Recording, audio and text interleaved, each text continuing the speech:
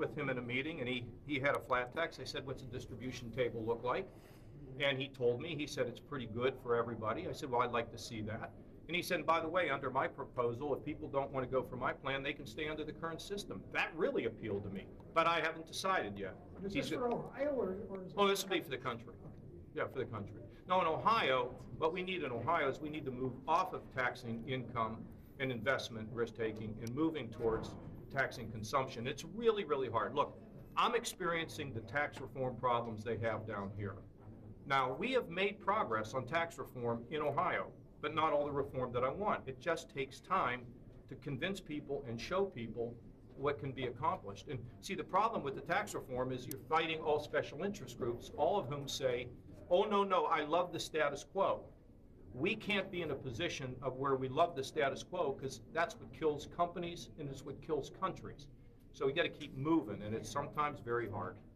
Repatriation from U.S. tax stuff from overseas. I'd like to figure out a way to get that money back here, because companies are investing in Europe when they ought to be investing in America.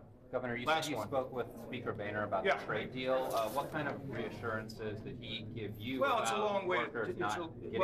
It's a long way to Tipperary, and you know there are things being put in that bill now that are designed to have some modicum of protection. I haven't studied them all. I'm not in Congress anymore, but I think it is important, as I mentioned in here, that the worker doesn't get the short end of the stick, that they don't use unfair labor practices or manipulations or whatever. I encouraged Senator Portman to talk to him today.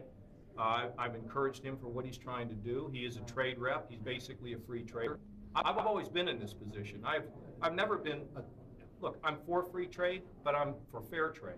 And I think sometimes we, maybe through our own arrogance, not been willing to stand up and cry foul. So we'll see what the provisions are at the end of the day. But fundamentally, we need to move towards open trade, open markets, better relations around the world.